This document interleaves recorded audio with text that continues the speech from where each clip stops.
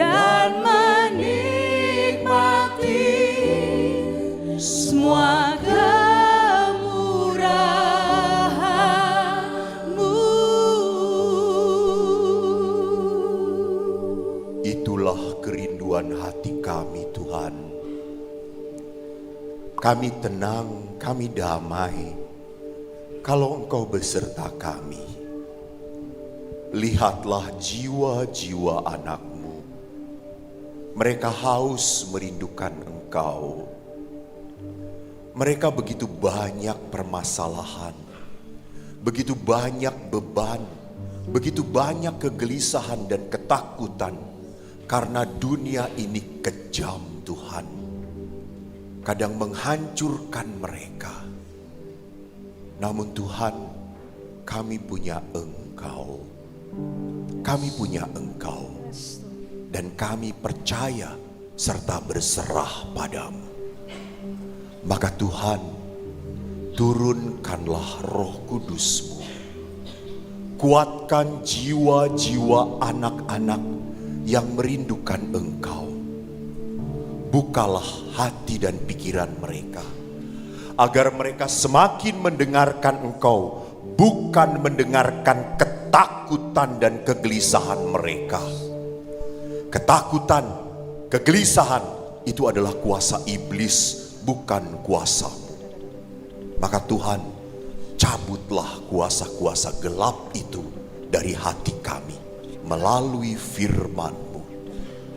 Berkat Allah melimpah atas kita dalam nama Bapa, Putra, dan Roh Kudus. Amin.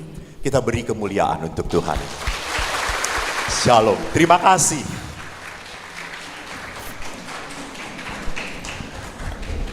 Shalom Bapak Ibu semuanya. Ada sukacita? Syukur kepada Allah, saya pulang saja. Selesai toh tugas? Belum? Memang Anda ini lebih senang menyiksa saya. Baik. Dari Keuskupan Waitobula. Dengerin dulu. Saya tadi bicara dengan Pastor Louis. Sebetulnya Waitobula itu dari Y. Y itu apa? Air. Tobula itu apa? Bukan mendidih, membual. Lebih tahu saya. Membual. Jadi memang di sini tempat air membual. Di sini tempat yang penuh berkat. Amin. Bagus, makanya cintailah tempatmu. Jangan sedikit-sedikit ingin keluar negeri lah, ke Korea lah. Kau lebih cantik daripada gadis-gadis Korea.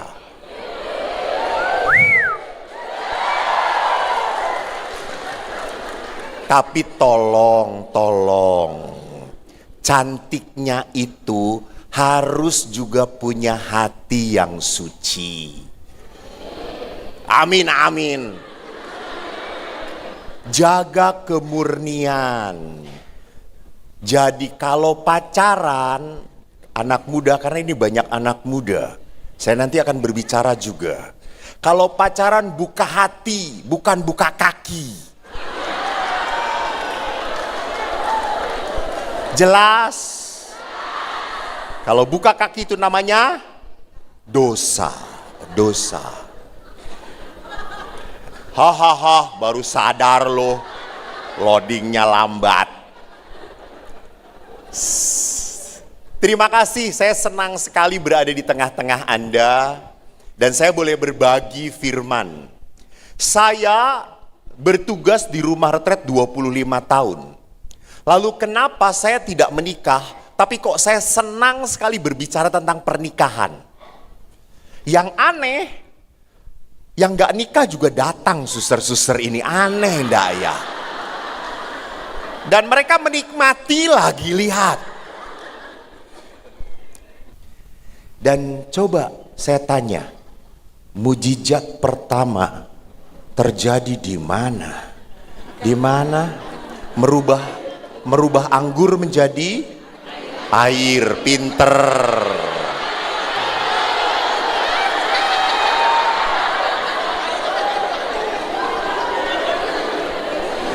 Ini. Berapa angkat tangan. Siapa yang cepat jawab? Berapa tempayan yang berapa? Berapa? Kitab sucinya beda dengan aku. Berapa? Berapa? Ngaco. Berapa? 7. Siapa yang jawab 6? Kamu. Kasih salib, tolong panitia. Saya punya salib dari Roma.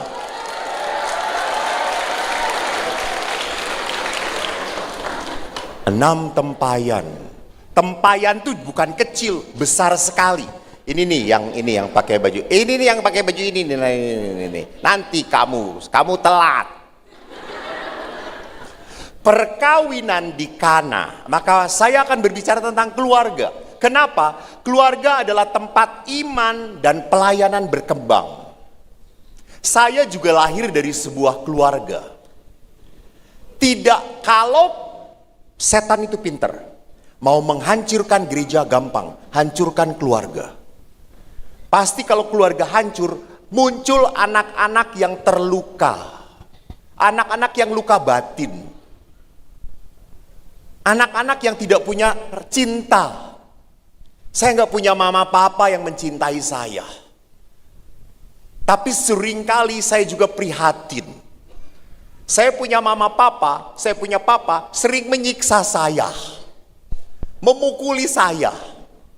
Karena kalau papa mama bertengkar, saya jadi objek penderita. Saya yang dihajar. Banyak juga anak-anak yang terluka. Maka lihat, gereja melihat perkawinan itu suci. Dulu saya berpikir, wah susah jadi pastor, tidak menikah. Pulang persekutuan doa, malam-malam ke pasturan, makanan sudah dingin semua. Saya datang, nggak enak, buat super mie. Lalu pastor datang keluar, kenapa kok buat super mie? Buat sendiri aja.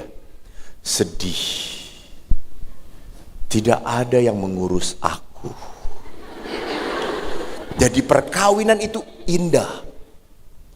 Dan berat. Apalagi dalam gereja Katolik hanya 1 sampai mati. Maka banyak bapak-bapak sudah mati sebelum waktunya. Lihat wajah-wajah bapak-bapak. Penuh penderitaan.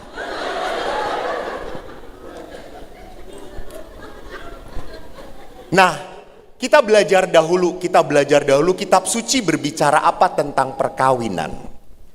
Dalam kitab Kejadian dikatakan Tuhan Allah berfirman, tidak baik kalau manusia itu seorang diri saja.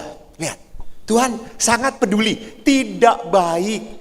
Itu Tuhan seperti apa sih? Tuhan yang mau menyenangkan, membahagiakan. Tuhan sampai nggak baik seorang diri. Aku akan menjadikan penolong baginya yang sepadan dengan dia. Itu Tuhan mau menjadikan penolong bukan pembantu. Karena seringkali istri dijadikan pembantu oleh suaminya. Sudah yang terluka jangan protes. Sudah. Betul.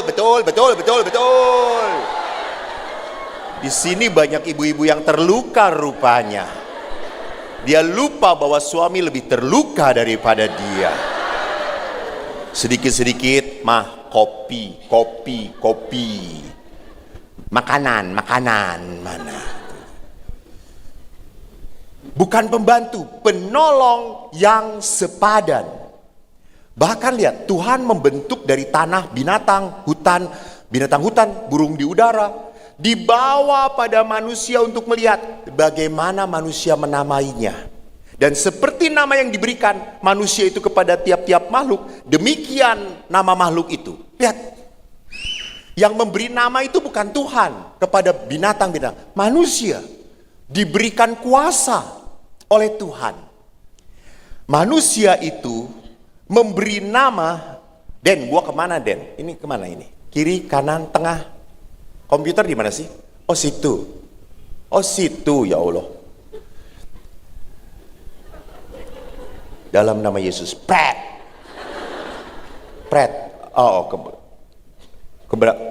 Manusia itu memberi nama kepada segala ternak, burung di udara, segala binatang hutan. Tetapi baginya sendiri ia tidak menjumpai penolong yang sepadan dengan dia. Lihat, binatang itu tidak sepadan.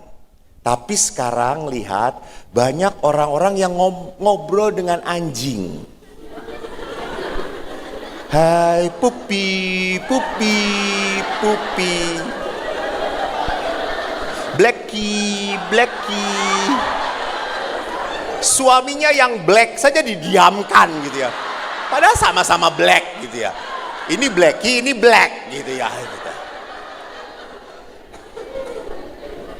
Suami jarang diajak bicara, binatang dimanusiakan. Gitu. Kita sudah melawan hukum Tuhan. Lebih mencintai anjing daripada pasangannya. Halo. Dosa, bukan hai. Lalu Tuhan membuat manusia tidur. Ketika ia tidur, Tuhan Allah mengambil salah satu rusuk daripadanya dan menutup tempat itu dengan daging. Dan dari rusuk yang diambil Tuhan, dibangunnyalah seorang perempuan. Lalu dibawa kepada manusia itu.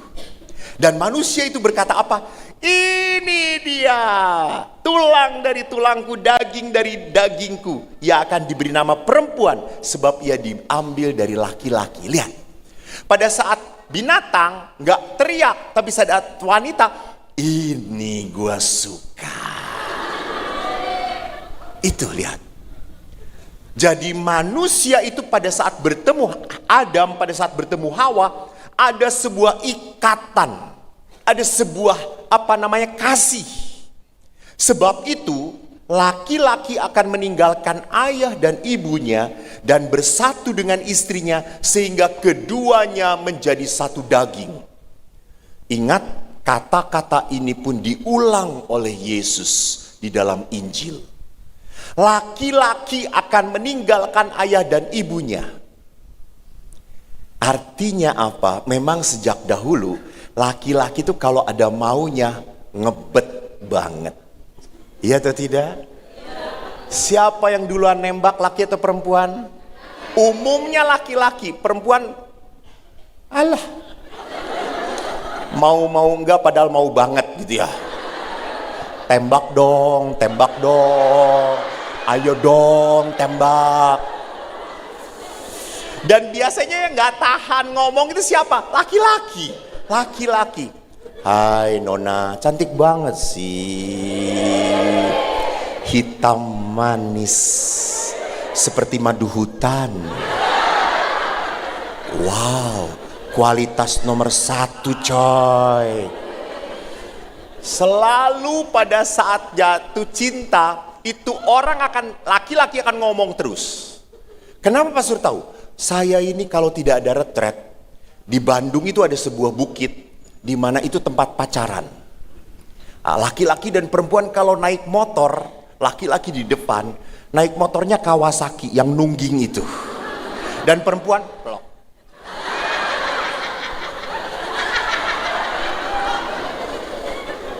Semua nempel dan laki-laki hangat, asik. Setiap lobang bukan dihindari, dimasukin sama dia.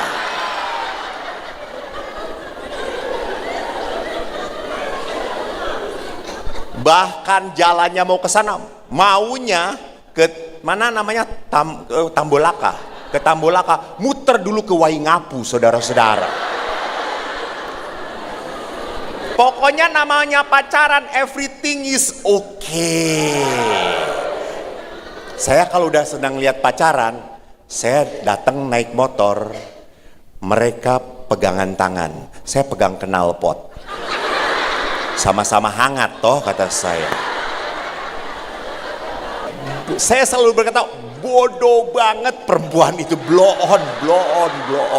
Bohong. Dan perempuan blow on, mau aja, bodoh. Ingat, jatuh cinta itu membuat Anda bodoh. Betul, ini kelihatan orang yang pernah patah hati. Jadi memang pada saat Anda jatuh cinta, lihat, feeling yang mengatur kamu, feeling, perasaan. Mama kamu juga berkata, kamu tidak cocok. Mama tidak mengerti. Dia baik sekali, mama, dia baik sekali. Wajahnya saja buronan, tapi hatinya Hello Kitty. Itu.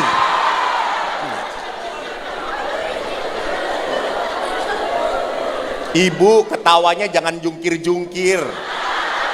Gigi palsunya jatuh lagi, pening aku.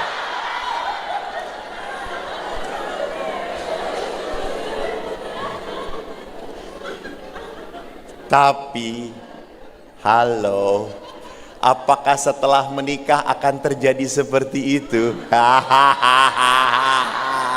Laki-laki, Mas, kamu, panggil laki-laki apa di sini? Kakak.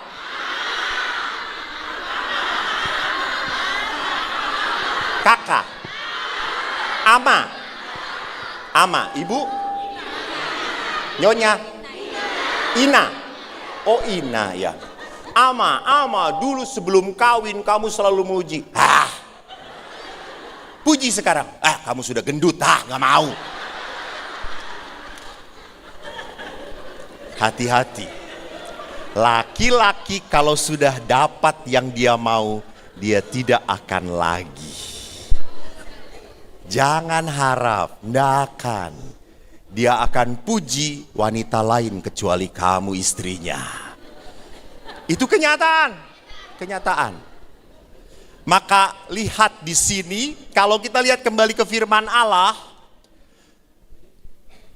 keduanya menjadi satu daging. Maka berkata, lalu lihat di, saya ingin mengatakan apa? Dalam perkawinan, suami itu sepadan. Tidak ada mengatakan, saya laki-laki, saya kepala keluarga, saya atur semuanya. Kadang-kadang, maaf para pria, kadang-kadang banyak pria yang lebih bodoh daripada wanita. Wanita itu, bapak-bapak, wanita itu selalu pinter. Anda sudah putus asa tapi istri Anda bisa. Itu perempuan. Perempuan selalu mencoba. Laki-laki, nggak bisa. Susah. Mati aja. Itu. Perempuan enggak. Perempuan itu keras sekali usahanya. Mereka tidak akan pernah, tepuk tangan, merasa tuh. Seringkali, maka dari itu seringkali istri jengkel lihat suaminya. Pak, ayo. Saya cekik juga nih. Gitu. Karena lihat saja, kalau tidur bersama, siapa yang cepat tidur? Laki atau perempuan? Laki. Karena nggak dipakai otaknya. Itu ya.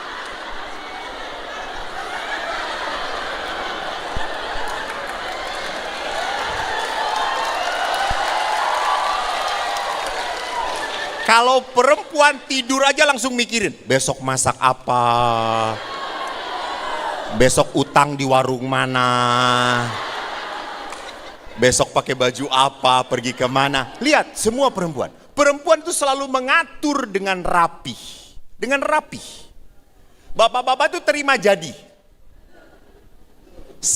Oh betul. Lu nggak bener lo, betul. Saya pernah camping dengan para frater. Camping.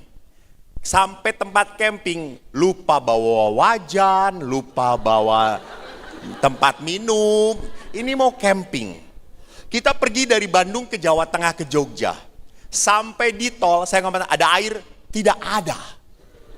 Aduh, lalu kita ke Alfamart. Apa yang terjadi? Semua frater beli minuman hanya untuk dirinya sendiri saja. Saya punya bude. Bude itu dalam bahasa, bude itu apa ya? Tante. Kakak tua, mama besar. Dia kecil kok. Nggak sebesar ibu, kecil dia. Mama besar, suster, datang ke tempat kami. Lalu mau jalan-jalan ke Tangkuban Perahu. Ada supirnya. Kata saya, supir, kamu istirahat saja tidur. Saya supirin, suster. Nggak apa-apa Romo, nggak apa-apa. Itu 8 suster, satu mobil. Saya baru mengendarai, tiba-tiba kok bau Supermi ya, kata saya tuh. Saya lihat di belakang, itu suster bawa termos buat Supermi di situ. Buat kopi, semua lengkap. Dan saya supir itu, Romo, jeruk. Romo, kacang. Sudah kayak monyet aja saya didamakan ini gitu. Kalau dengan Romo-Romo kita hanya menelan ludah aja terus. Ibu-ibu memang selalu hal-hal kecil. Coba Bapak, kalau Anda pulang ke rumah Pak, lalu lihat rumah berantakan, banyak cucian, belum bersih, belum disapu, apa perasaan Bapak? Cuek. Yang kayak gini yang harus cepat dibunuh, Bu.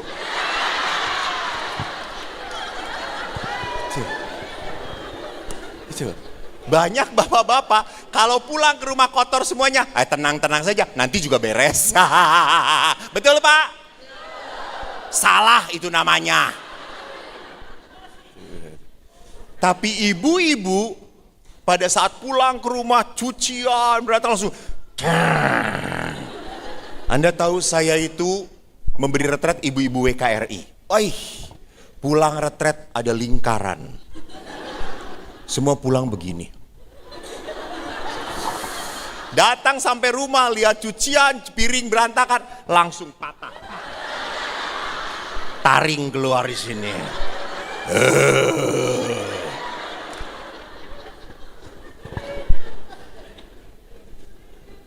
Jadi hati-hati, seringkali dalam perkawinan, dalam perkawinan kita memanfaatkan pasangan untuk kesenangan saya. Yang penting saya senang.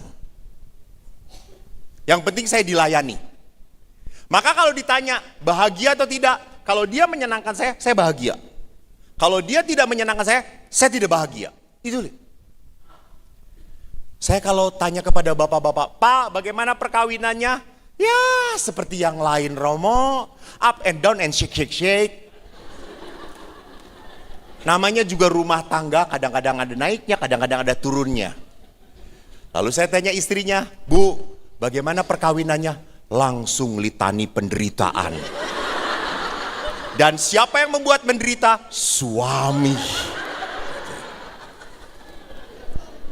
Pernah seorang istri datang pada saya pengakuan dosa. Romo saya mau pengakuan dosa. Ya, Romo saya sudah 3 bulan tidak mengaku dosa. Dosa-dosa saya Romo ya. Suami saya Romo makin lama makin menjengkelkan. Dia makin tua makin cerewet, bawel, tuli lagi Romo. Dia selalu menuntut, dia selalu menyuruh-nyuruh, dia minta itu, minta ini. Saya makin kesel, makin marah Romo. Itu dosa-dosa saya.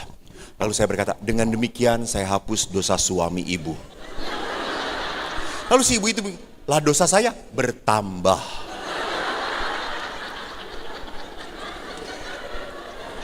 Karena dia mau ngomongin istri di pengakuan dosa, ngomongin suaminya di pengakuan dosa. Gitu ya. Jadi perhatikan maksud Tuhan sepadan. Artinya apa? Kalau suami lihat istrinya sibuk sendiri dan dia tenang-tenang merokok,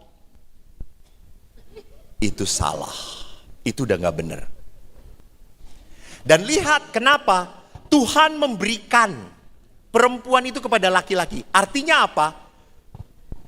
Jangan lupa Bu, Pak, istri itu anugerah.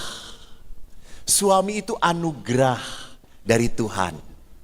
Jadi perkawinan itu anugerah. Hanya masalahnya setelah 5-10 tahun menjadi musibah. Nanti saya perlihatkan kenapa kok bisa seperti itu. Yang tadinya berkat kok sekarang menjadi musibah. Nah, nanti saya akan perlihatkan bagaimana perjalanannya kok sampai perkawinan dari sebuah berkat kok menjadi menyakitkan di dalam hidup bersama. Gaudium et Spes, salah satu ensiklik dari Konsili Vatikan kedua, mengatakan persekutuan hidup kasih suami istri yang mesra diadakan oleh Sang Pencipta. Maka Yesus berkata apa tentang perkawinan? Yesus berkata apa tentang perkawinan? Apa? Dapat salib dia. Nggak jadi. Dapat salib dia. Betul. Maka Yesus dikatakan apa yang telah dipersatukan Tuhan. Apa yang sudah dipersatukan Tuhan. Ya, sini kak kalau hadiah langsung. Ya. Apa yang dipersatukan Tuhan. Jadi memang perkawinan itu adalah apa? Tuhan yang menghendaki. Apakah saya pernah jatuh cinta? Pernah. Pernah. Apakah saya melihat perempuan tidak tertarik? Tertarik. Tetapi saya mengatakan, saya mau menjadi imam. Saya tidak mengikuti rasa tertarik itu. Karena tertarik, nantinya juga bisa tidak menarik. Tetapi Anda, kalau udah jatuh cinta, teringat-ingat terus. Namanya disebut terus. Di WC pun dilihat wajahnya. Hai, sedang apa? I miss you. You miss me? Oh, itu lihat. Kalau orang sedang jatuh cinta, memang seperti itu. Anugerah. Saya tuh berkali-kali memberkati perkawinan. Banyak memberkati perkawinan. Kadang-kadang saya melihat pasangan yang menurut saya nggak cocok. Lakinya ganteng, perempuannya ya ampun, kata saya. Saya aja tidak tertarik, maaf gitu kan. Saya bisa menilai itu, ya Allah, kata saya tuh. Sudah wajahnya nggak jelas, masuk biara pintu dua-duanya harus dibuka gitu ya. Sally, malah kamu yang menikmati. Lalu saya panggil pas perempuannya masuk toilet. Saya tanya kepada laki-lakinya, kamu memang mau menikah dengan dia? Iya pastor. Ih, apa cantiknya. Pastor tidak melihat yang saya lihat. Saya langsung semaput coy. Lihat. Betul. Anda begitu tertarik pada dia. Ingat, bukan hanya Anda. Tuhan yang membuat Anda saling menarik. Tuhan. Maka Yesus pun mengatakan apa yang dipersatukan Allah. Karena Tuhan bekerja di situ. Di dalam cinta Tuhan bekerja. Percayalah. Nah, kalau demikian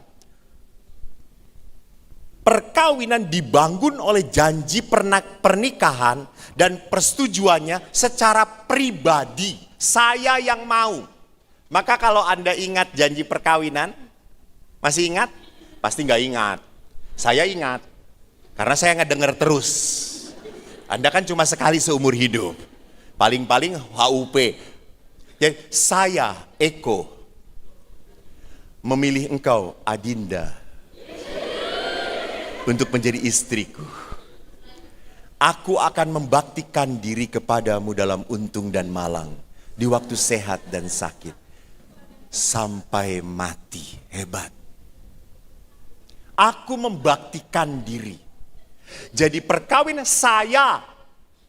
Maka perkawinan di dalam gereja Katolik tidak boleh dijodohkan. Dan tidak boleh keterpaksaan. Ya sudahlah, karena mama terus kapan kawin, kapan kawin, kapan kawin. Akhirnya Anda memaksa kawin. Hati-hati. Hati-hati. Maaf. Tidak semua perempuan dan laki-laki dipanggil untuk menikah. Tidak. Dan tidak harus juga kalau nggak menikah harus jadi suster. Ya nggak juga lah ya.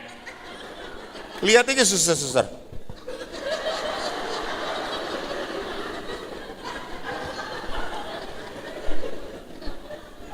Anda bisa menjadi selibat awam, bisa. Tidak harus menikah. Kalau memang terpaksa yang lain menikah lalu ditanya terus kapan kawin, gak laku ya. Kasihan, truk aja gandengan gitu ya. Masa kamu masih sendiri aja? Oh. Panggilan Tuhan. Karena Tuhan yang menanamkan itu padamu. Nah, kalau demikian, tindakan manusiawi saling menyerahkan diri dan saling menerima. Nah ini, dalam perkawinan harus menerima tidak hanya hal-hal positifnya saja. Hal negatifnya juga harus terima. Tetapi masalahnya pada saat pacaran nggak akan keluar. Ya nggak? Kita berusaha baik-baik. Coba perempuan sebelum pacaran, semua nempel. Inilah digundulin. Lalu ditato ulang. Ini halus langsung di bawah seperti rayuan Pulau Kelapa gitu ya. Saya suka bingung dengan perempuan ini. Extension gitu ya. Saya lihat perkawinan, dia ngedip, kok bulu matanya nggak kedip-kedip, kata saya itu. Rupanya lepas coy, kata saya itu. Selalu pada saat pacaran kita mau menampilkan yang terbaik. Menampilkan yang terbaik. Tetapi setelah menikah, Anda lupa untuk berdandan di depan suamimu. Roll di sini, ingus masih di sini, iler di sini. Hai. Kutang kemana-mana, BH lubang satu hilang, aduh.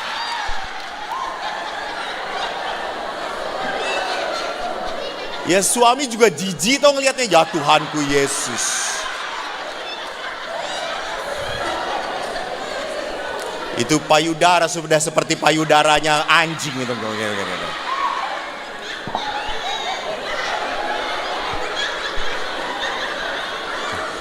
Ini suster dari tadi tanda salib terus, ya Tuhan.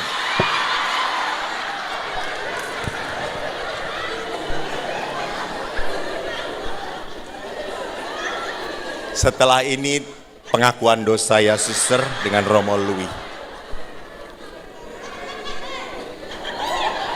Justru itu Pak, Bu, Anda harus berani menerima hal yang tidak cocok dengan Anda. Terima. Apalagi lihat seringkali setelah sekian tahun menikah, banyak sekali suami istri yang berdoanya apa? Tuhan tolong ubah pasanganku. Betul atau tidak? Ya. Itu doa yang tak akan pernah terjadi. Anda semakin berdoa, dia semakin tidak berubah. Karena perkawinan itu harus menerima. Suami Anda yang malam-malam bunyinya seperti halilintar.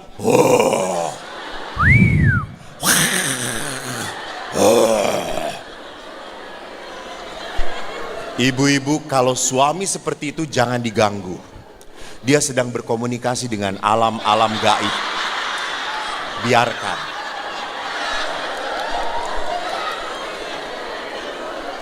Karena kadang-kadang ada istri yang tendang, diam kamu, diam kamu, diam. Ada seorang bapak pastor, saya tuh kalau udah tidur ditendangin sama istri. Kenapa? Saya ngorok. Lalu, sudah, kamu tunggu saya tidur dulu. Kamu baru tidur. Lalu suaminya, udah tidur belum Mi? Belum. Aduh. Lalu suaminya, oh saya belum tidur.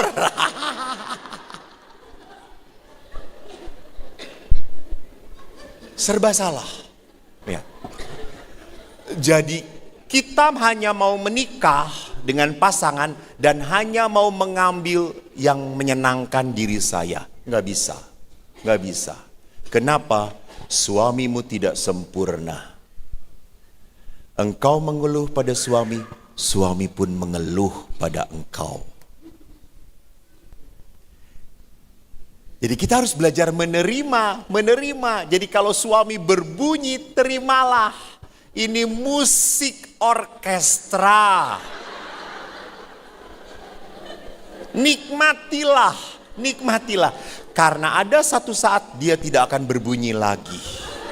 Untuk selama-lamanya. Betul. Loh, tadi Nisa, betul atau tidak?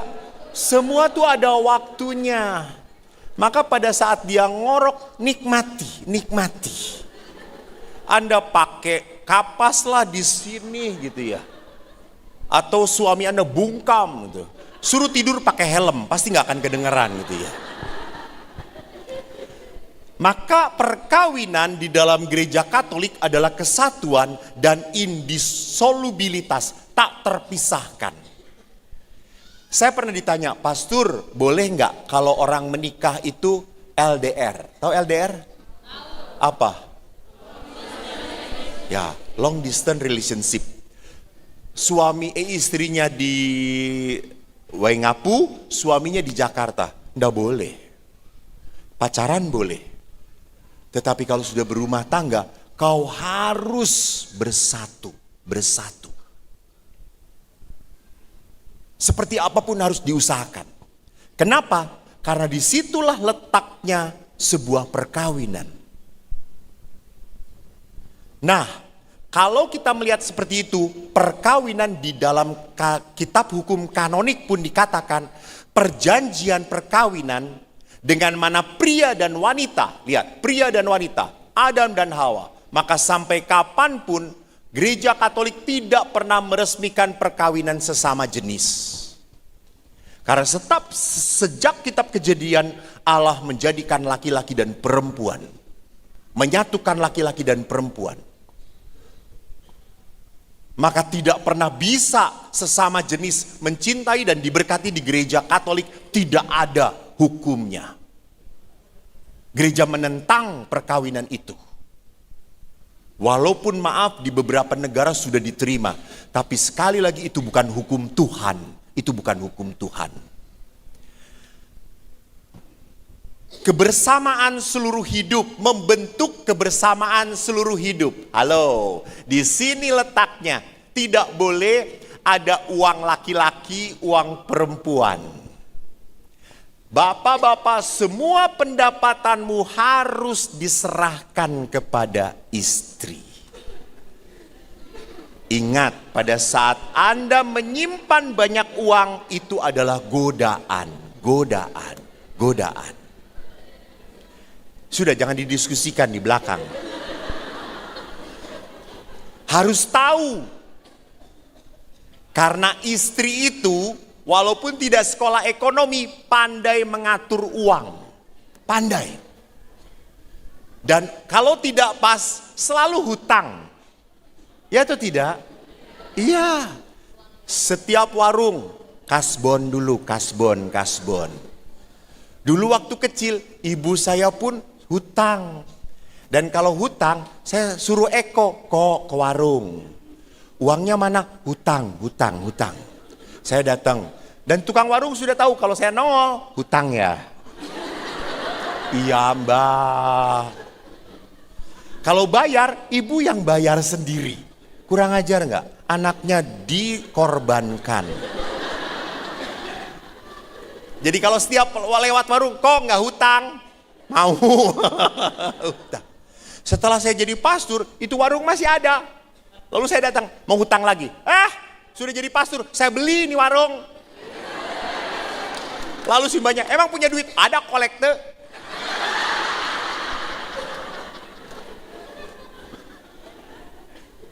Jadi setiap ibu-ibu sering kali apa? Dia berani malu supaya apa? Menyelamatkan keluarganya, mengorbankan demi siapa? Keluarga, demi kebaikan keluarga. Maka ibu-ibu, kalau Anda sudah kecewa, marah, maaf dengan pasangan Anda, tolong pikirkan anak Anda. Kalau Anda sudah benci banget dengan suami Anda, saya sudah dilukai sekali pastor, saya sudah jengkel sekali dengan suami. Bukan jalan cerai. Karena kalau cerai, anakmu menjadi korban. Maka ada beberapa anak Romo, saya bertahan karena anak saja. Ya sudah, it's okay. Harus ada motivasi. Anak saya masih butuh bapaknya. Demi kebersamaan seluruh hidup, dan dari sifatnya ada 3 ciri khas perkawinan. Kesejahteraan suami istri. Jadi kita itu harus menyejahterakan istri. Jadi bapak-bapak tolong berikan apa yang terbaik untuk istrimu. Kalau istrimu apa ngomong, dengarkanlah. Istri itu memang akan ngomong terus. Kalau punya masalah, istri itu bicara. Kalau laki-laki punya masalah, apa yang akan dilakukan? Diam. Dan kadang-kadang istri tidak sadar. Pada saat suami diam, lalu istri dekat, ngomong. Istrimu gitu ya. Lalu suami, kamu kan punya masalah. Gak ada, kelihatan dari wajahnya. Iya, masalah saya adalah kamu. Ibu-ibu akan bicara, ngomong. Maka kalau Anda punya masalah, seluruh WT Bula akan tahu. Lewat status IG toh, iya betul toh. Ya, perempuan. Sedangkan laki-laki harus disenangkan ibu-ibu. Ini adalah ada anak-anak lagi, gua ngomongnya bagaimana ini. Jadi bapak-bapak itu harus dipenuhi kebutuhan seksualnya. Karena bagi pria itu butuh sekali. Bagi wanita, beberapa sudah punya anak, sudahlah nggak perlu begitu-begitu lagi, sudah nggak butuh begitu-begitu lagi. Istri juga laporan, pastor sudah jangan begitu-begitu. Lah ini suami, sudah saya jadikan pastor saja. Enak, kita tidak terima barang bekas ibu. Enak aja kata saya.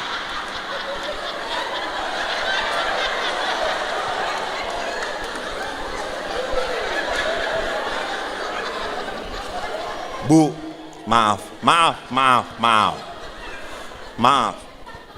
Kalau Anda menolak suami Anda untuk berhubungan seksual, maaf, Anda menjatuhkan suami Anda kepada hubungan dengan yang lain. Sudahlah, relakan saja, cuma 5 menit gak akan lama, 5 menit gua tahu. Laki-laki itu kan garang. Kasih udah toh, ayo. Suster ketawa, kau ngerti gak?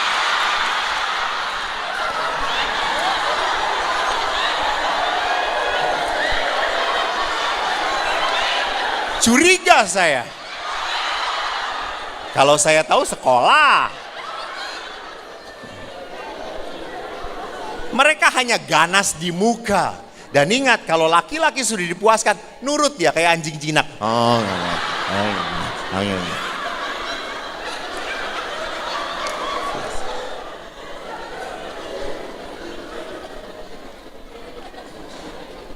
Kedua, perkawinan tujuannya adalah apa? Demi kelahiran anak.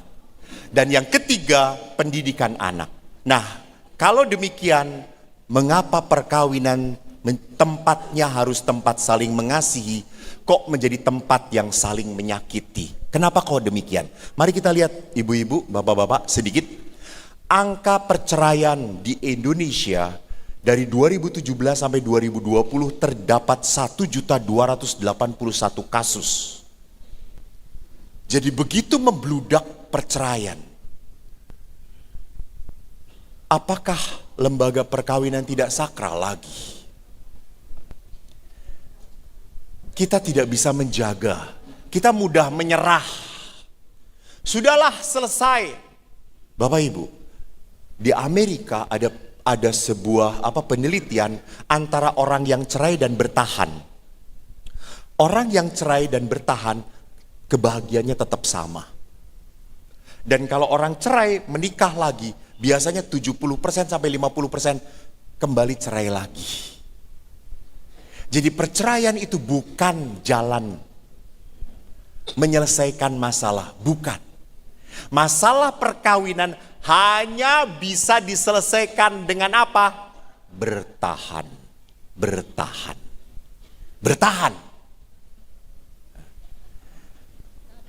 Apa? Ya betul, sabar. Apa yang membuat hidup perkawinan hancur? Pertama, karakter pasangan berubah. Tadi dia yang penuh sayang, selalu mendengarkan, tiba-tiba keluar aslinya. Laki-laki yang tadinya mau kemanapun menjemput, diantar setelah menikah, aku mau ke apotik, jalan sendiri saja. Antar, hai saya ada acara. Apa? Kumpul dengan teman-teman. Tempat ronda, ngobrol. Sudah kamu jalan sendiri, tidak ada yang memperkosa kamu. Lihat, karakter berubah. Dulu dia begitu baik, dia begitu omongnya sopan-sopan. Setelah menikah kasar, keras. Keluar aslinya. Dan kita tidak tidak siap. Tidak siap. Kok dia seperti ini ya? Kok tidak seperti dulu ya? Dia dulu banyak memeluk, banyak menyayang. Bapak-bapak ingat, perempuan itu butuh dipeluk. Coba peluklah perempuan, jangan mikirin seks, nggak perlu. Peluklah istri Anda. Walaupun baunya sekarang udah bau bawang goreng lah gitu. Bau nginang lah gitu. Udah bau ketek lah gitu. Udah peluk. Istri Anda butuh disentuh lagi. Tolong disentuh. Sebelum tidur berdoa salam Maria, saling berpegangan tangan. Pegang jari istrimu yang sudah sama bentuknya antara jempol dan kelingking. Sudahlah gitu ya.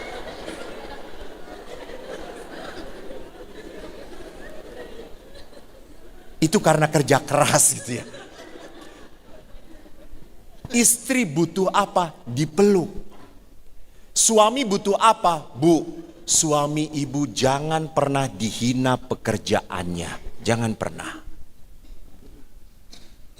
Kamu ndak pernah kerja, kamu pemalas. Itu menghina.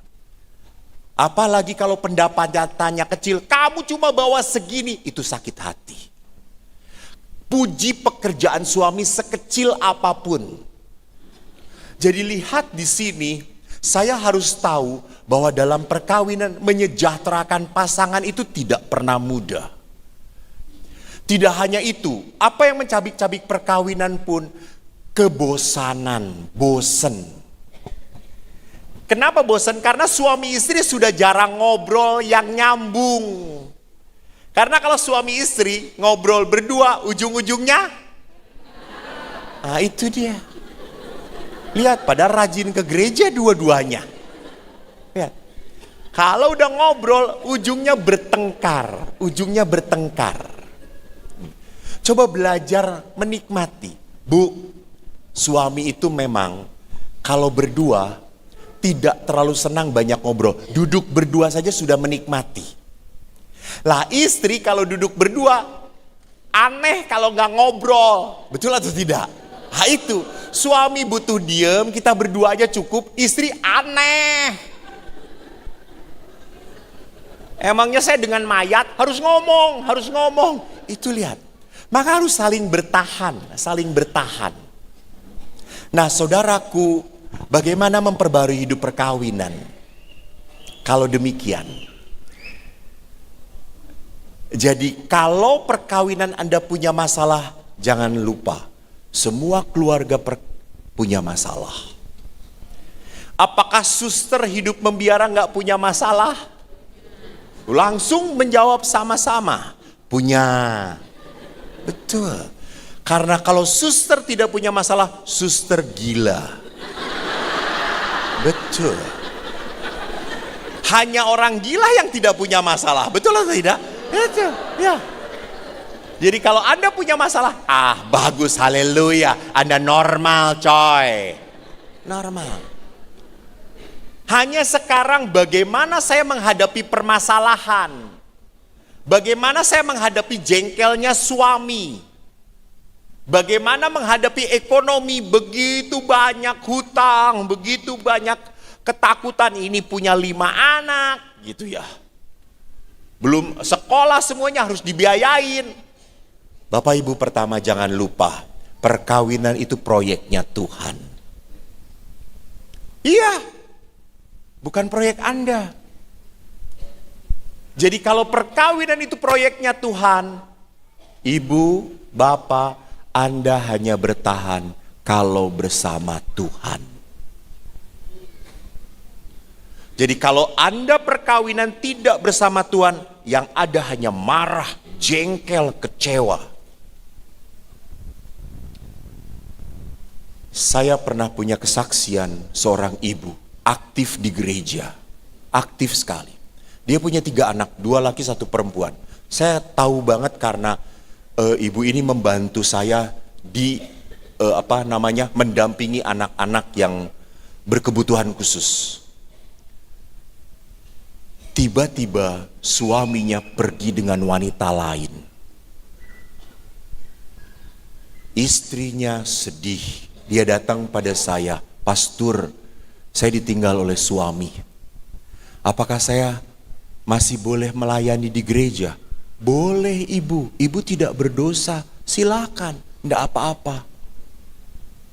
Dan ibu ini hebat. Dia kerja keras sampai bisa membiayai 3 anak sekolah. 5 tahun kemudian, suaminya datang sudah lumpuh, tidak bisa apa-apa. Dan datang ke ibu itu. Dan ibu itu menerima suaminya. Teman-teman istrinya berkata apa pada ibu ini?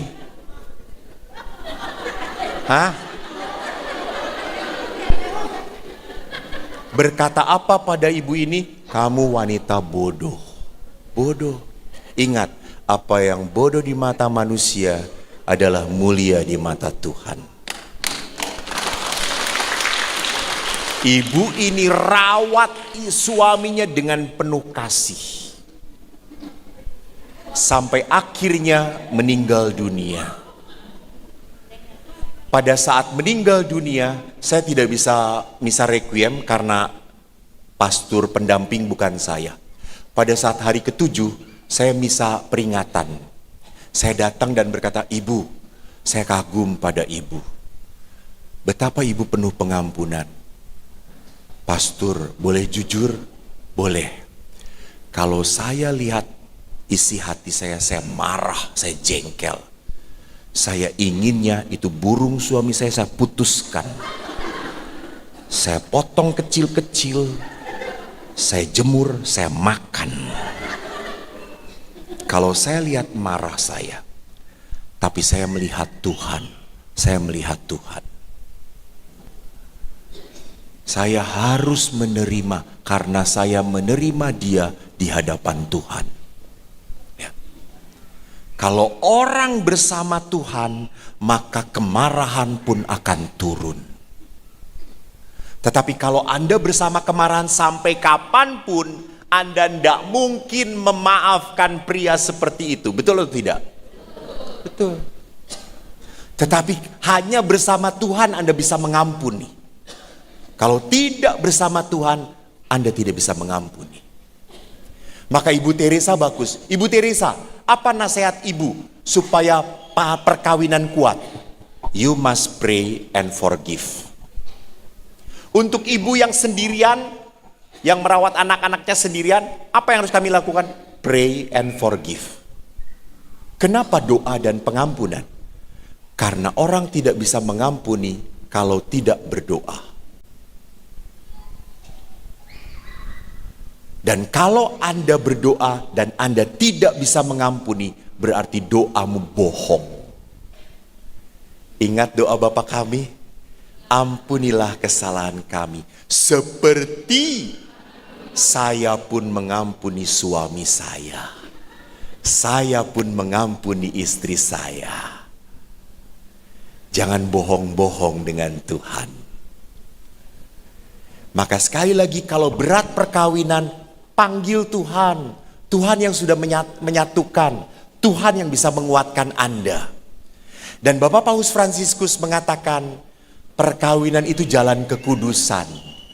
Ibu-ibu, ibu tahu nggak orang-orang kudus, Santo Santa? Pernah dengar kisah hidupnya? Salah satu mungkin. Pernah? Pernah ya. Apakah ada seorang kudus hidupnya tenang-tenang atau penuh penderitaan? Hah?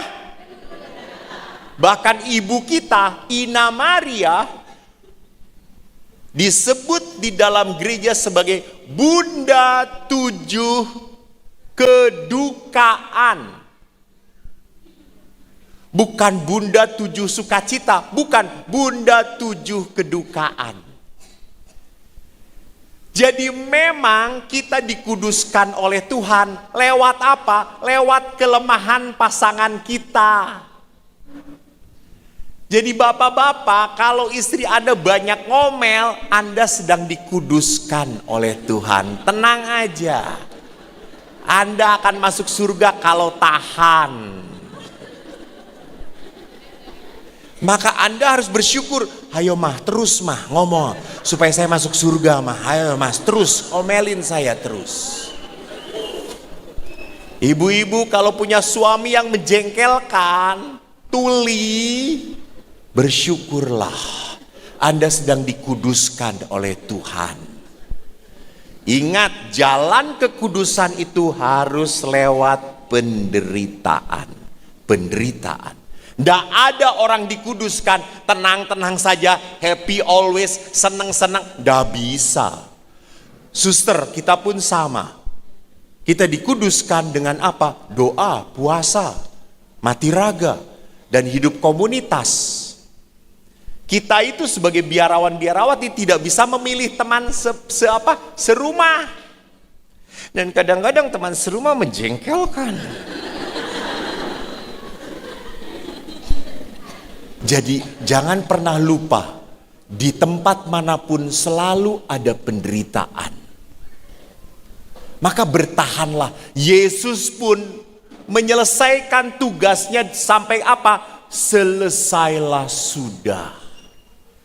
Yesus tidak berhenti pada saat ia memanggul salib. Tidak. Yesus tidak berhenti di Taman Getsemani. Tidak. Yesus berhenti di salib. Kalau guru kita seperti itu, kita pun harus siap disalib. Ada seorang ibu ngomong, Romo, suami saya itu serong berkali-kali, dia suka perempuan, dia suka jajan. Bagaimana Romo? Bertahan, ampuni. Romo tidak pernah mengerti perasaan saya jengkel, saya marah, saya menyimpan dendam. Bagaimana ini? Bertahan, ampuni. Romo tidak pernah tahu perasaan perempuan. Saya itu sudah menyerahkan diri saya, sudah percaya pada dia. Apa yang harus saya lakukan? Lama-lama saya capek. Saya ambil salib. Bertahan. Bapak Ibu, kita diminta bertahan. Karena jalan kekudusan hanya lewat penderitaan. Tidak bisa tidak.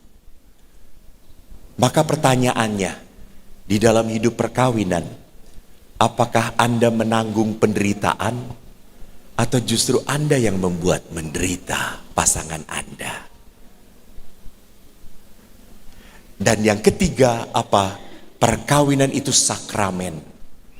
Sakramen itu apa? Jalan Tuhan untuk memberkati Anda. Jadi kalau Anda bertahan, Tuhan gak akan diam. Tuhan akan menolong Anda. Tetapi kalau Anda melarikan diri, bagaimana mungkin bisa ditolong oleh Tuhan?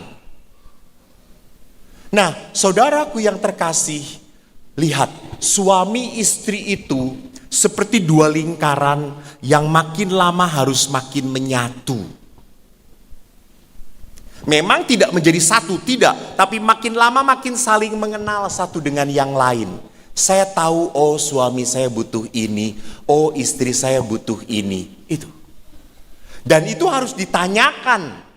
Tidak bisa diandaikan, pasti suami saya itu senangnya ini. Tidak. Saya harus bertanya. Perkawinan itu seperti salib. Maka saya selalu ngomong kepada anak muda, kalau kamu belum siap menderita, jangan menikah. Jangan coba-coba menikah dahulu. Belajar dulu. Belajar dulu, berat. Saya tidak mau mengatakan kalau tidak menakut-nakuti perkawinan seperti itu. Enggak. Banyak perkawinan yang indah. Coba Bapak Ibu angkat tangan yang merasa perkawinannya indah, penuh berkat. Lebih tinggi. Tepuk tangan untuk Pak Sutri ini. Terima kasih. Kalau perkawinan begitu banyak berkat, apakah berat atau tidak?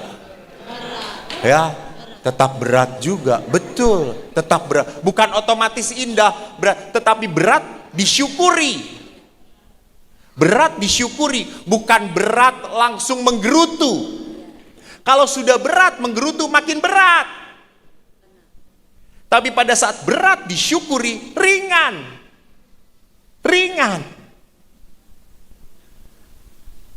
Saudara-saudara, itu semua bisa terjadi pada keluarga Anda. Buatlah suamimu jangan sampai menyesal hidup bersama Anda. Buatlah istrimu supaya selalu bahagia bersama Anda. Bapak Ibu, ada waktunya. Percuma setelah dia meninggal Anda buat kuburan yang bagus, dia tidak merasa apa-apa. Cintai dia selama dia masih hidup. Selama dia masih hidup, peluk terus Pak. Mana istri Bapak? Oh ini, peluk terus. Jangan drama Korea. Peluk terus. Suatu saat Anda akan merasakan Anda sendirian. Saudara-saudariku yang terkasih, terima kasih saya boleh berbagi dengan Anda. Dan saya mempersiapkan orang-orang muda bahwa perkawinan itu suci. Oleh karena itu nanti sesi kedua Anda boleh tanya jawab.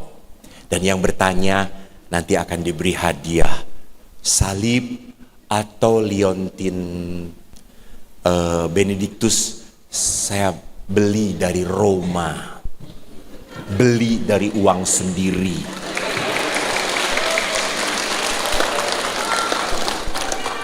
Asik.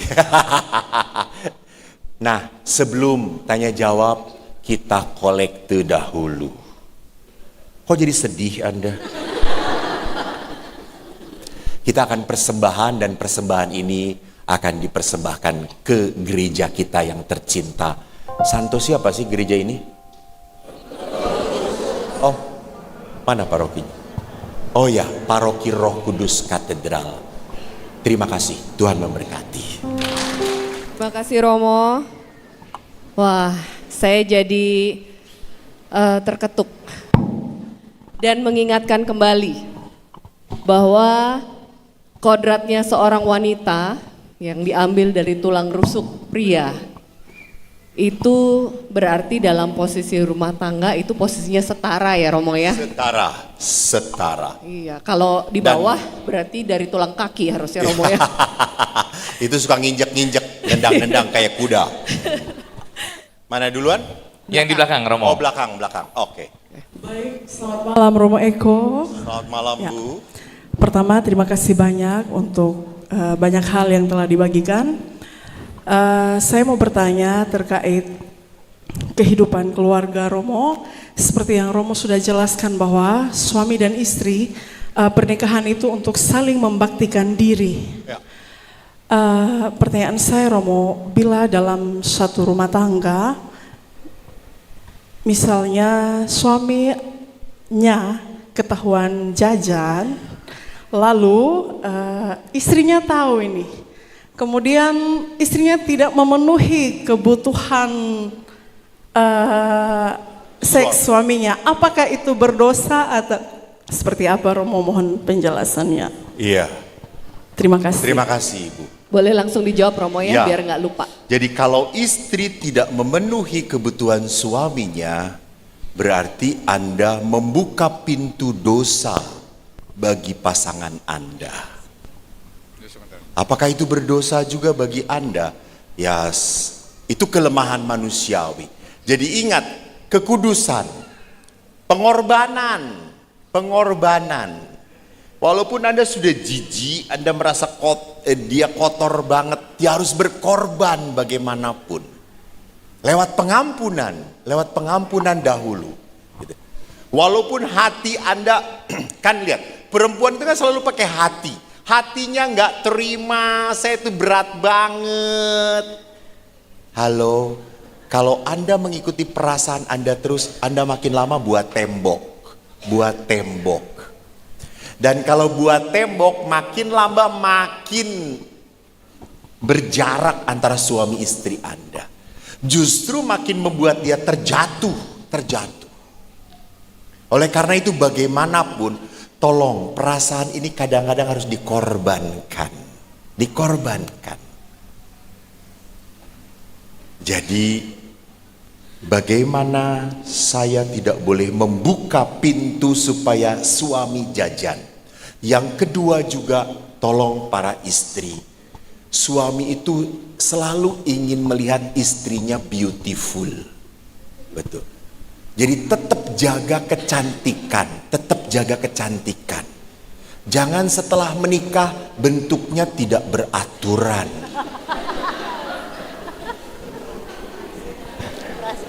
Kenapa? Karena suami itu, laki-laki itu butuh penampilan. Kan perempuan keindahan itu, maka butuh sekali untuk apa? Tampilkan kecantikan Anda terus. Biarkan dia tetap terpukau pada Anda. Gitu. Jadi kalau Anda tidak pernah bersolek, juga mungkin sama para suami, kalau istri Anda mau ke salon, biarkan. Suruh ke salon, sana, biar cantik. Karena memang kalau lihat perempuan aslinya, ya Allah gitu ya. Tapi kalau sudah bersolek, Anda akan kagum. Berikan waktu untuk merawat diri. Gitu. Jadi para ibu, suamimu butuh sekali bahwa engkau masih menarik hati. Karena maaf, suami seringkali membanding-bandingkan. Namanya laki-laki matanya keranjang. Tuh, tidak tahan lihat yang cantik langsung.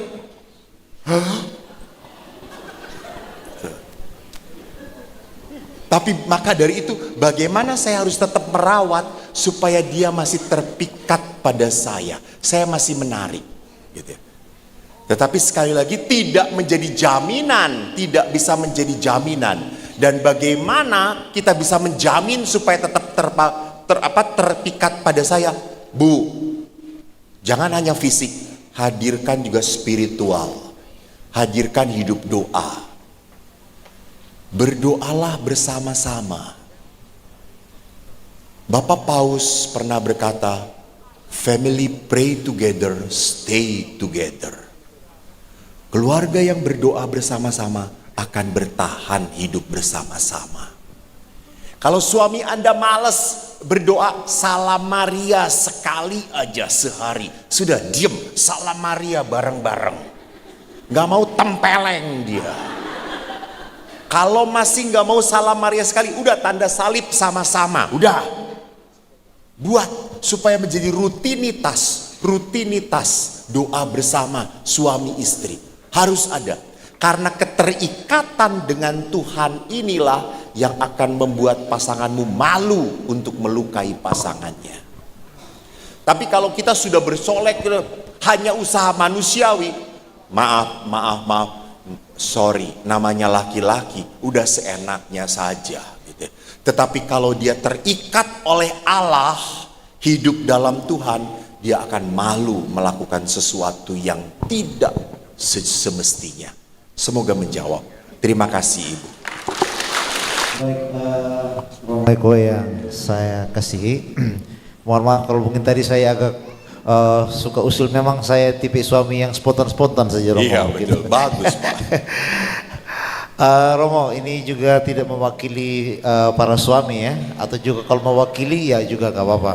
Yang pasti dari semua yang Romo sampaikan ya dalam sharing tadi tentang iman, saya yakin itu ya hampir semua itu kami alami. Benar Kakak? Benar ya gitu. Iya. Jadi memang itu mewakili kehidupan kami sebagai suami.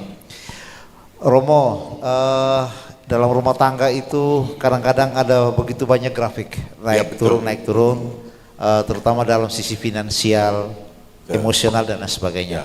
Sebagai Romo, tolong dong kasih kami tips sekali lagi ya, kira-kira dalam berbagai situasi baik yang positif maupun negatif, di atas ataupun di bawah, kira-kira tolong kasih kami satu lagi atau dua tips supaya kami jadi suami yang tetap percaya diri ya, terutama di depan istri dan anak ya. Mohon tips untuk kami dalam segala situasi, kami harus bisa menjadi suami yang percaya diri. Itu Romo. Terima kasih banyak. Terima kasih. Tepuk tangan untuk suami.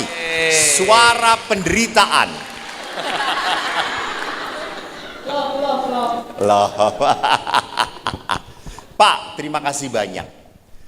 Jadi pertama yang ingin saya katakan, apa yang ada dalam Injil Yohanes, akulah pokok anggur dan kamulah rantingnya. Kamu tidak bisa berbuat apa-apa di luar aku.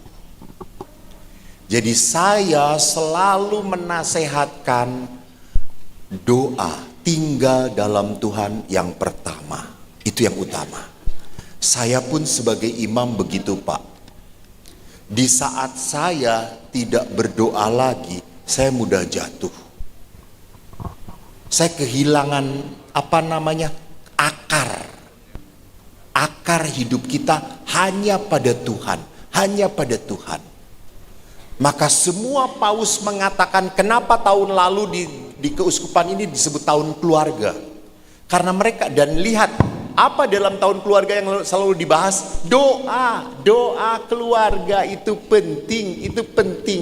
Gereja selalu mengingatkan, kenapa? Itu fondasinya, itu yang pertama. Tidak boleh ditinggalkan. Doa bersama suami istri. Lalu tadi Bapak Bagus mengatakan, bagaimana supaya saya percaya diri? Nah ini gara-gara istri yang jarang memuji suami. Oh. Selalu puji, syukur kepada Allah. Tapi suami mungkin tidak percaya pada pujian ibu. Ya kamu hebat gitu. Jadi itu pentingnya komunikasi hati ke hati. Maka butuh Pak, Bu, tolong ya. Walaupun Anda sudah punya anak, pacaran lagi. Jalan berdua lagi. Anak tinggal di rumah, kasih makan kunci. Diamkan. Tuh. Saya ngomong begitu, pacaran lagi. Duduk di motor berdua berandengan seperti anak-anak remaja. peluk hangat-hangat di perut, jangan di sini. Karena kalau suami istri saya lihat pegangnya di sini, ngebut sedikit, ya jangan ngebut tuh. Berdekatan lagi, bersentuhan lagi, duduk nonton TV, rendengan lagi. Kalau suami Anda sedang nonton bola, istri kan nggak ngerti, nggak nyambung, deketin, duduk bareng-bareng, senderin aja. Lalu di situ pada saat Anda punya kedekatan, baru berikan kepercayaan kepada suami, berikan kekuatan, dorongan kepada suami. Pak, kamu bisa, saya percaya. Jadi jangan ngomongnya seperti melecehkan. Harus dalam suasana intimitas. Ini yang harus dijaga. Intimasi, kedekatan, hangat.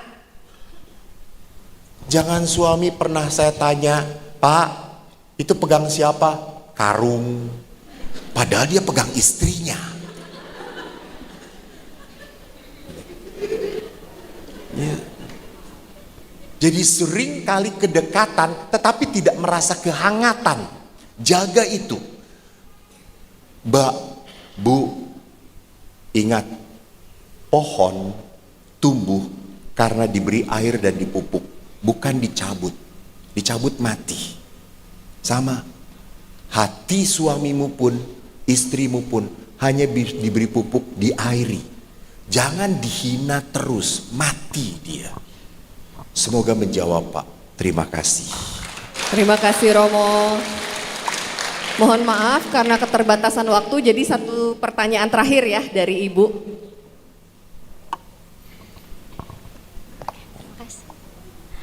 Selamat malam Romo, Shalom. Shalom, terima kasih. Saya Yeyen. Ada satu pertanyaan yang saya mau tanyakan ke Romo sebagai orang muda. Kebetulan Romo, saya LDR dengan pasangan. Pacaran maksudnya. Ya. Ya. Saya mau tanya ke Romo, mungkin ada saran dari Romo atau ada jawaban dari Romo yang kira-kira bagaimana saya bisa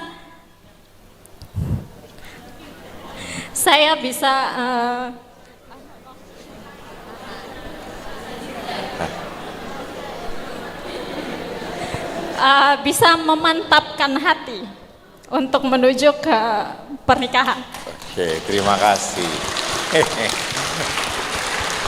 Kelihatan dari berbicaranya takut kehilangan ya.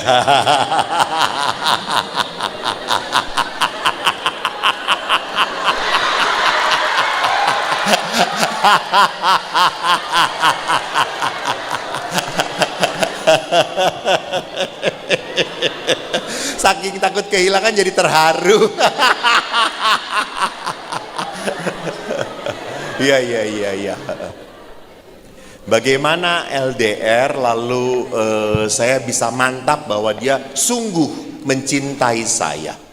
Ingat, jangan sampai, ini saya selalu ngomong kepada anak muda, jangan sampai perempuan dalam masa pacaran Anda terus yang berusaha baik, lalu dia tidak pernah berusaha.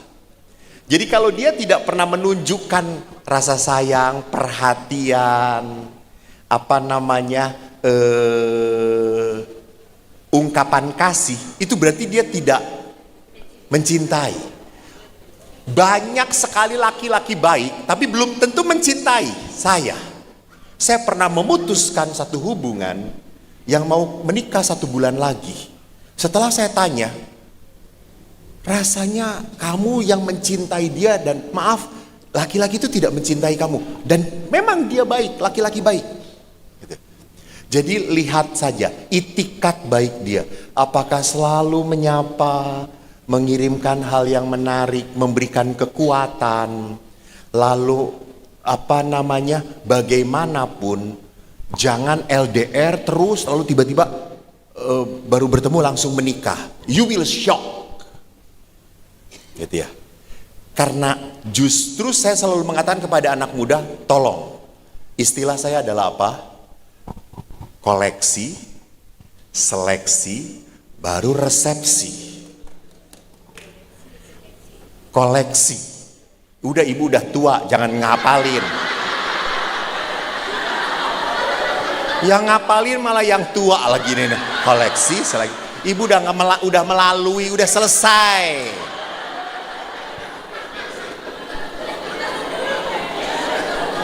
Tutup telinga, udah diem. Jadi bagaimana dalam koleksi itu, maaf, jangan cepet-cepet pacaran, berteman dulu, berteman. Maka saya selalu ngomong, cari teman banyak. Karena waktu berteman, dia akan asli, tampil asli. Dan kita bisa tahu, oh dia memperlakukan temannya bagaimana, oh dia memperlakukan mamahnya bagaimana, oh dia penuh perhatian atau tidak. Justru terbuka pada saat berteman. Kalau udah berpacaran, tipu-tipu semuanya, iklan semuanya. Maka berteman dulu, koleksi teman, baru setelah itu seleksi, baru resepsi. Jadi lihat, kau pun harus punya waktu untuk sungguh-sungguh bersama-sama, terbuka. Di Jakarta, di Bandung itu sudah ada program. Tadi kan saya lihat di sini program persiapan perkawinan itu 5 hari ya. Cuma 5 hari. 5 hari itu cuma Anda mendengarkan doang. Di dalam program di Jakarta ada Discovery namanya. Discovery itu bagus banget programnya. Karena betul-betul laki-laki dan perempuan itu dilucuti. Pas pacaran kamu harus tahu cara marahnya dia seperti apa. Dia dari keluarga seperti apa. Karena pacarmu sudah punya sejarah hidup sendiri. Kamu siap nggak menerima seperti ini? Jadi memang kau harus apa, kalau udah LDR, kamu dekat, kamu mintalah seorang pembimbing pasangan suami istri dari Marriage Encounter ataupun kepada Romo untuk bisa saling terbuka. Karena LDR, untuk saling jujur. Sehingga kamu akhirnya bisa memantapkan, ya oke, saya pilih kamu. Semoga jawaban saya menenangkan kamu. Terima kasih, Tuhan memberkati. Keluarga itu adalah tempat terkecil dalam melayani Tuhan. Benar. Benar, Romo? Benar. Jadi kalau kita membangun keluarga yang harmonis, yang bahagia, maka Tuhan juga akan ada bersama kita. Iya, itulah cara kita menyenangkan Tuhan. Benar. Dalam pelayanan keluarga. Betul sekali, Ida. Betul. Terima Luar kasih. biasa sekali. Terima Romo, kasih. Boleh izin kita mohon doa penutup dan berkat bagi kami semua yang ada di Ada sini di sini. hari ini, Romo. Baik, terima kasih bro and sis. Bapak Ibu, terima kasih atas kebersamaan malam ini. Kita akan berdoa bersama-sama, silahkan berdiri.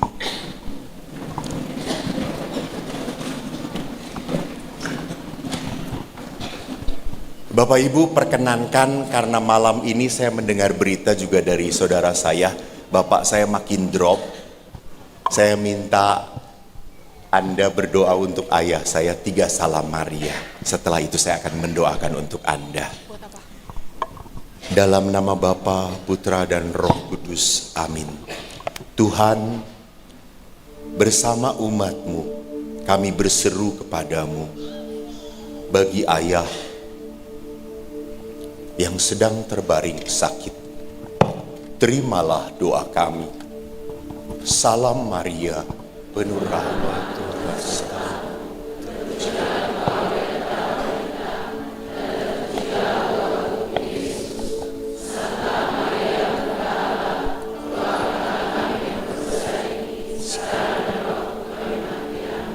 Salam Maria, penuh rahmat Tuhan sertamu.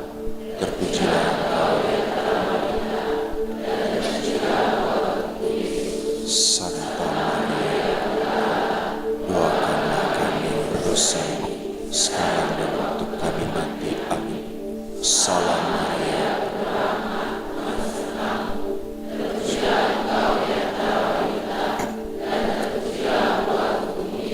Santa Maria, Bunda Allah, doakanlah kami. Begitu besar kasih dan sayang-Mu pada kami Tuhan. Engkau telah hadir di tengah-tengah kami. Dan biarkanlah firman-Mu yang telah kami kupas menguatkan setiap pasangan suami istri. Agar mereka bertahan bersama-Mu. Putra-Mu Yesus telah mengajarkan kami.